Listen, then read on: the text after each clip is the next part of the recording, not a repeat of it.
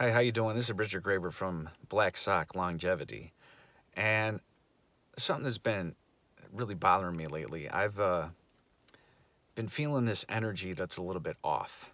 So I'm watching YouTube, for many years already within my fitness journey and my nutrition fact finding, um, history with YouTube and everything. And there's a lot of infighting with influencers that are attacking each other's content that I've been finding lately. And there's something just a little bit off for me personally with that energy.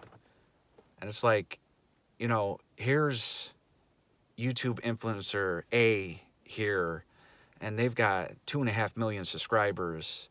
And then here's YouTube influencer B, and they got 1.5 million subscribers, and they're just ripping on each other, based upon information that they have.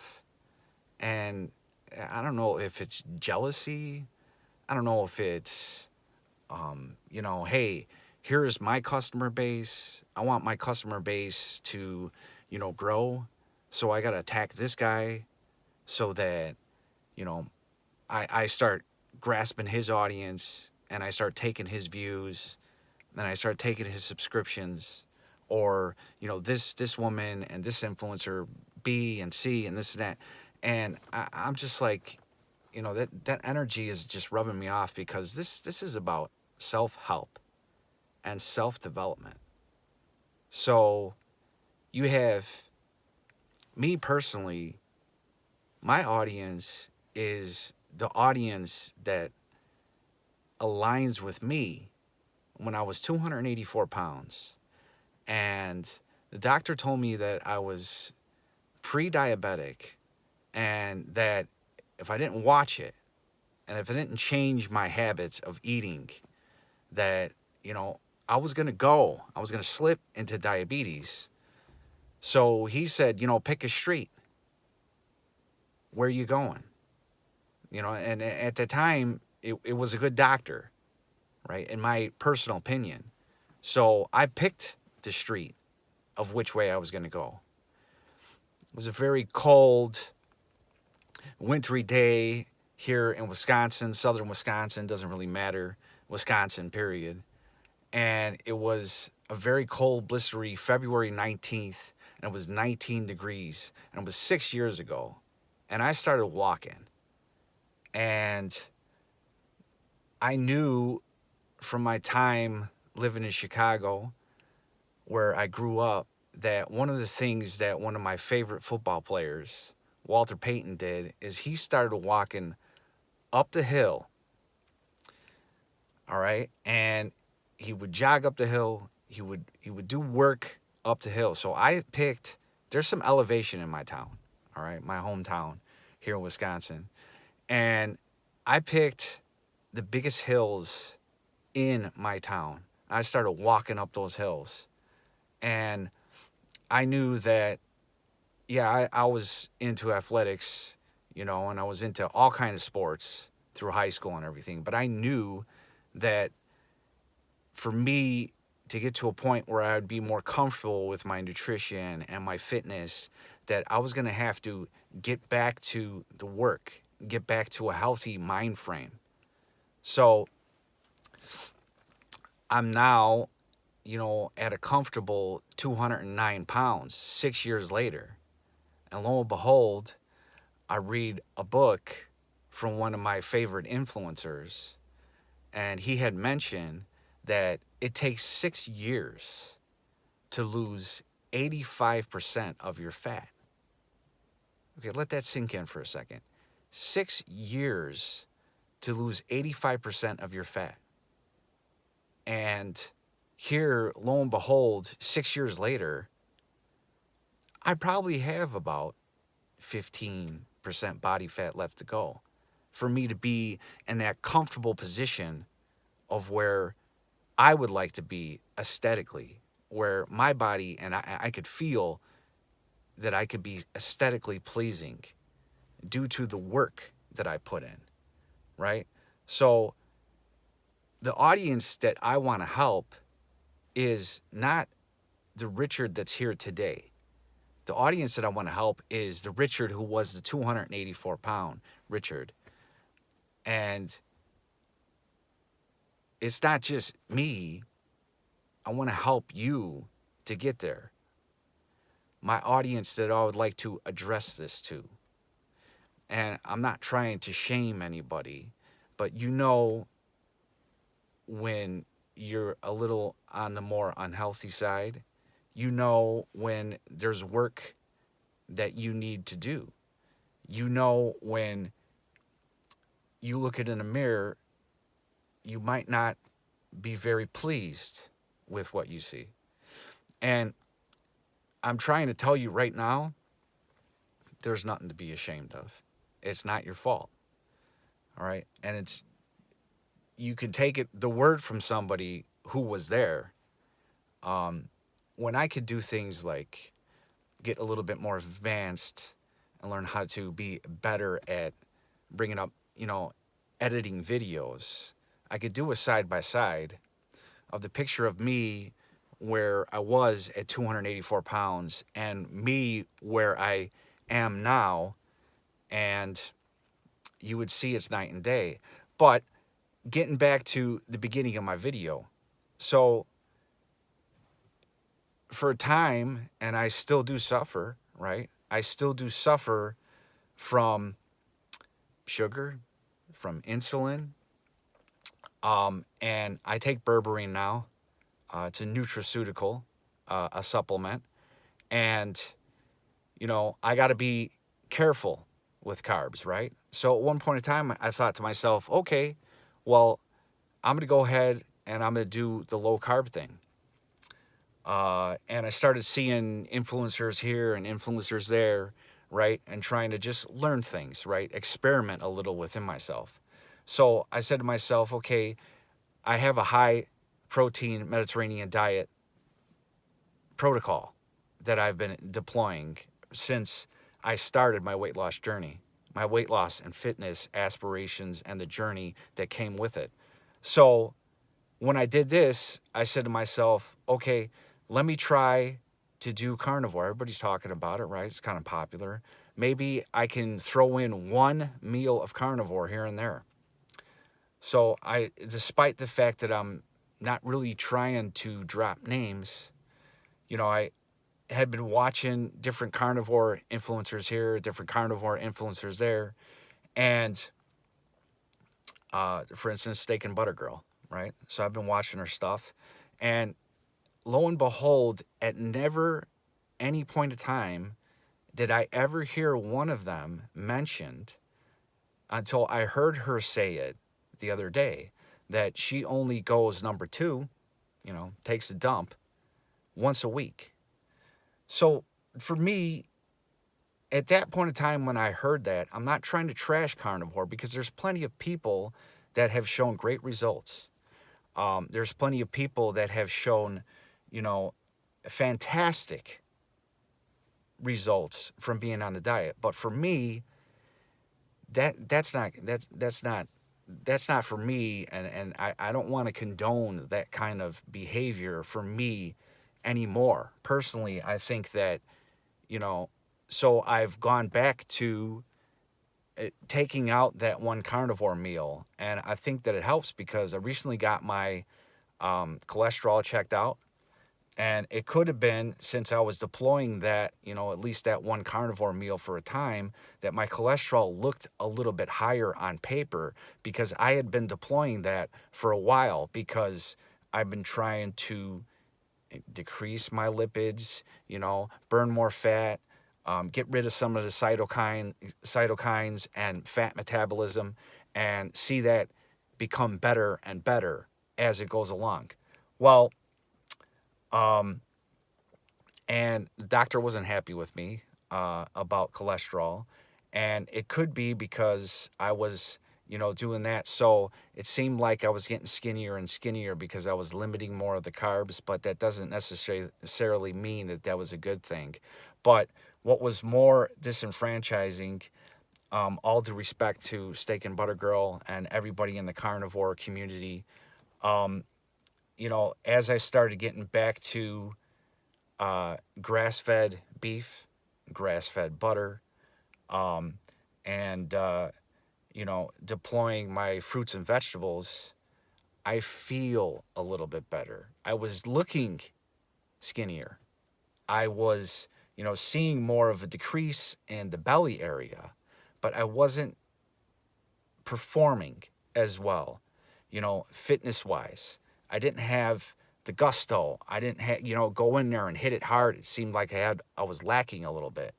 So, but started seeing people that I really appreciated their videos about carnivore, this and that. Especially this one gentleman, Ebu. I don't know if you've exactly if I'm even saying that right, but he competed with Ronnie Coleman and Jay Cutler, and he competed right alongside with them. Well, now he has, completely kind of revamped his diet, and he is strictly carnivore. And I actually like listening to the guy.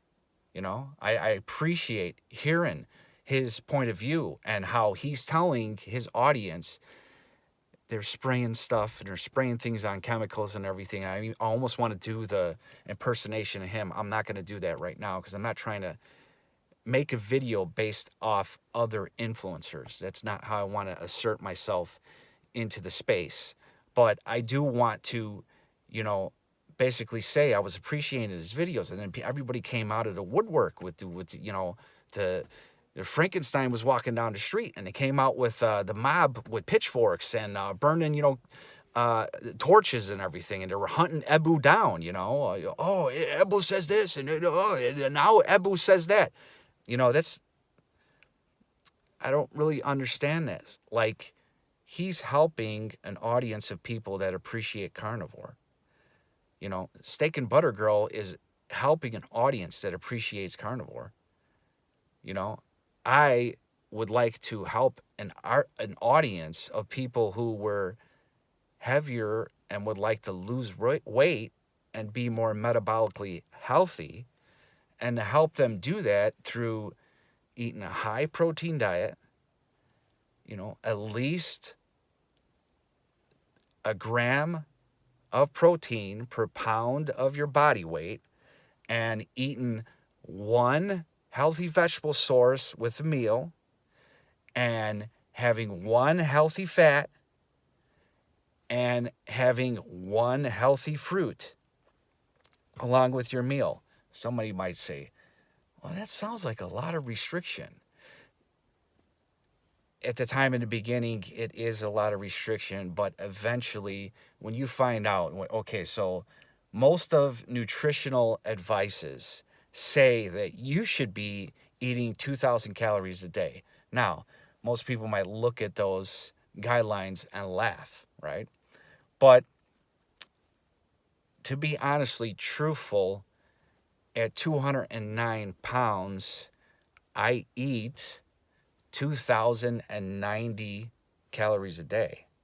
And that's what somebody should be eating when you get there. Now, if you're doing a lot of activity, if you're doing a lot of intense physical training, if you're doing, let's say you're doing HIIT and you're doing the high intensity stuff, CrossFit. Sorry, the words were escaping me for a second. You're doing CrossFit and stuff like that. Of course, you're an endurance athlete. You're running around on a football field. You're doing a sport where there's a lot of excessive running, defense. That's understandable. Of course, you can go ahead and increase your calories up. Now, 2,000 is kind of a standard. I actually know for a fact that 3,200 calories is about where I should be throughout a day, and 26 calories for a while suited me well, being in, about that 500 calorie deficit, so that I can continue to decrease my waistline and, burn fat.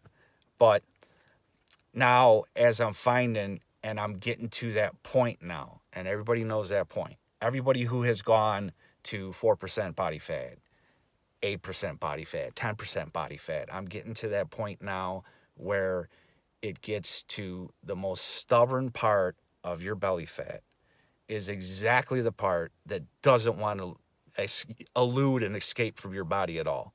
I mean, that is the last part of your cortisol buildup that your body does not want to relinquish. So now you got to start doing all the different things to bring you to that, absolute pinnacle for you to start getting rid of that stuff. So I just, who am I? I don't have a following. I don't have somebody out there that really appreciates everything that I'm doing yet, right? But I'm here to say, not really liking the energy and the dynamic of all these influencers that are supposed to be doing self-help. You're supposed to be doing self-help and self-development, and you're supposed to be helping people out. And I don't care how the cat needs to get skinned, right? If it needs to be keto, if it needs to be carnivore, if it needs to be in a Mediterranean diet, if it needs to be vegan, if it needs to be, you're going to find eventually what's going to work for you. And I have obviously a protocol of eating that can work for people, but I don't know why someone has to come out and smash this guy and smash that guy and smash that girl, smash that woman. Be comfortable. You got people that are following you. You're a coach, you're helping people out. I don't understand what the descent has to be. All of a sudden I have to, totally go and dominate and take everybody's audience, and it has to become mine now. And they absolutely have to do exactly the way that I got to do for, eating. You're going to find that people are not going to be the same body type. They're not going to process sugar the same way. They're not going to process insulin the same way. They're going to have fatty liver disease. They're going to have, mitochondria is not firing off the right way. It's not, a closed thing where everybody is going to have the same exact digestion. Everybody's going to have the same, there's so many different sizes, so many different layers to this stuff, so many nuances that you're going to find your head can explode, right? And there's going to be people that are going to be going out and they're going to be trying to find these little bits of content here and little bits of content there. And they're trying to, freemium their way into finding out how we're going to, I heard this great comment from this doctor, and I heard this great comment from that doctor, and, this influencer, is saying this now, and then, it changes. And we're supposed to be on a platform like this helping people out. We're supposed to be, extending to our audience the courtesy of helping them to get to their pinnacle of health, right?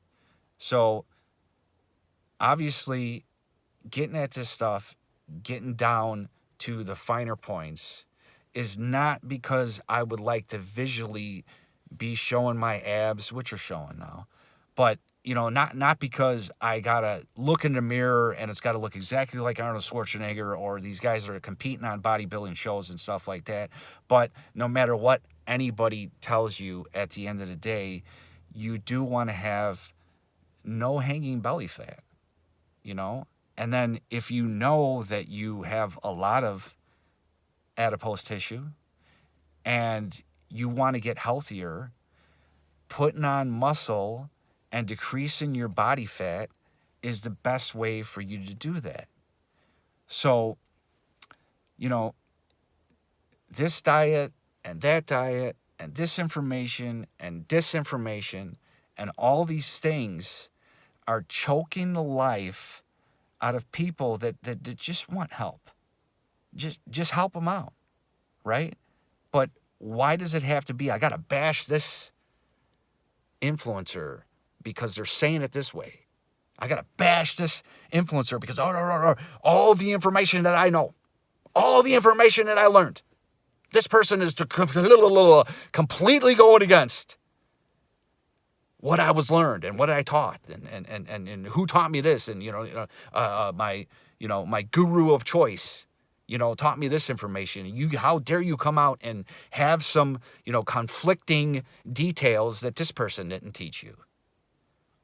I had a amateur bodybuilder who was a personal trainer, and he gave me the most advice that I ever heard until I eventually found my guru, and I'll go ahead and say it.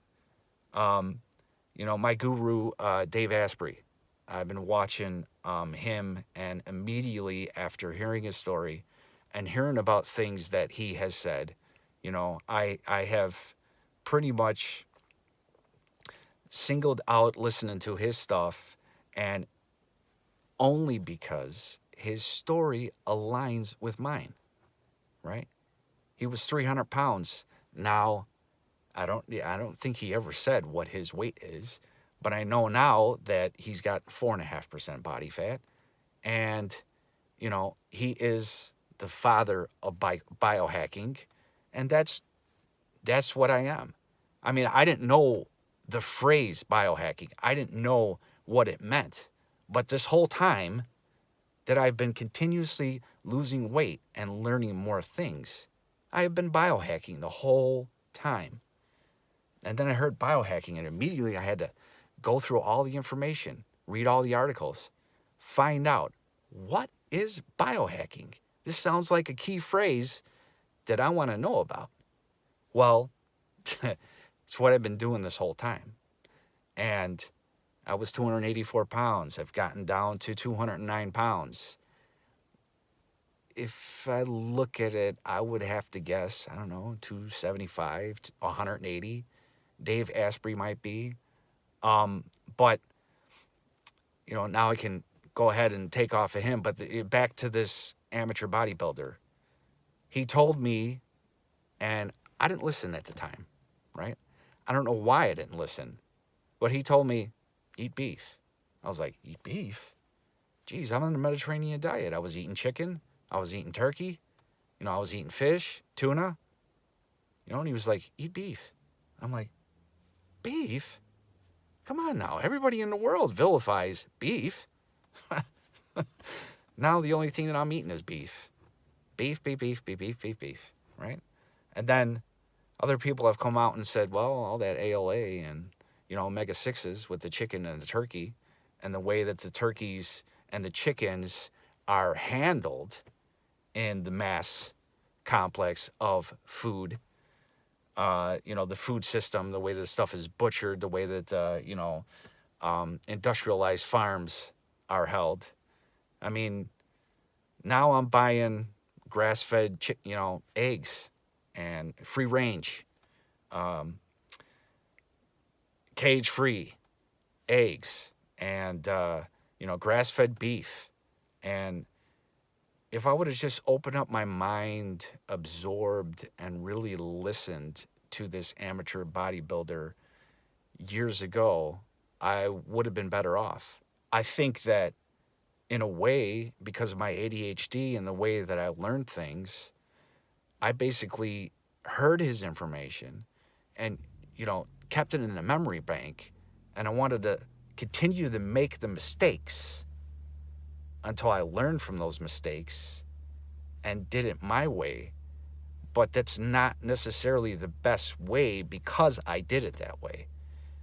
I can save people a lot of time, but I went through and I made these mistakes because I forced myself to learn the proper way for me and for the people that I would like to help. So my name is Richard Graybert. I'm not going to sit and continue to yapping on and on and on. But I kind of don't like the paradigm and the dynamic that I've been seeing lately of all these influencers coming out and attacking a bunch of people. And I watch a lot of them. And a lot of them that I watch, I don't think it is, this one has conflicting views than this one. And there's a little bit differences of the statements of these people that those other influencers don't support. I think of it as they're helping their audience, and their audience is still continuing to click on the views, click on the likes, and they're still continuing to feed that paradigm between the influencer and their audience. And, with just coming out and straight, trashing one and trashing the other because your information has to be right, I don't think as self-development and self-improvement as that way. I think as I'm never right on anything. I'm going to learn more, the better version of myself 3 months, 6 months down the road. And that's the way that I learn. That's right. The thought process to me should be, and if that resonates with you, if that resonates with the way that, you learn as well, you might just be interested to see what I have to say and more videos up to come. So once again, my name is Richard Graybert, and thank you for your time today. And I'll be coming at you live eventually when I get things figured out. Some of these little menial tasks, like getting on a computer and seeing all these things just hit you all at once. It's everything from Grammarly, when you're writing content, so that my punctuation is good, and Hemingway third edition, so that my grammar is punchy, and it's for a 6th grade reading level for people who, they're having their second language. And, you get on, and all of a sudden now you got to start signing into Google, and you got to start signing into Microsoft Outlook, and, all these things. And I just want to sit there and I want to start writing content. I want to start writing content that's going to help people. I want to start writing content that is going to, bring up the fad and the fat of the articles of health that are going to help people get to a place, right? So I don't have to be like, oh, I can't believe you just said that. That's completely erroneous to what I just read on such and such forums. Well, that's great. There's advanced doctors, advanced kinesiologists, and people that, are going to come up with theories and things, and a lot of double-blind placebos and, animal models of how health should be one way or the other. There's a couple things that are true. Eat single ingredient whole foods, eat your protein, eat your fruits and vegetables, have a healthy fat, and that be olive oil, avocado, and you'll start doing better, right? Everything will get better, but move. Bone mass density and increasing it is your absolute prayer if you want to get into better shape. So my name is Richard Graber from Black Sock Longevity. Thank you for your time today, and have a nice day.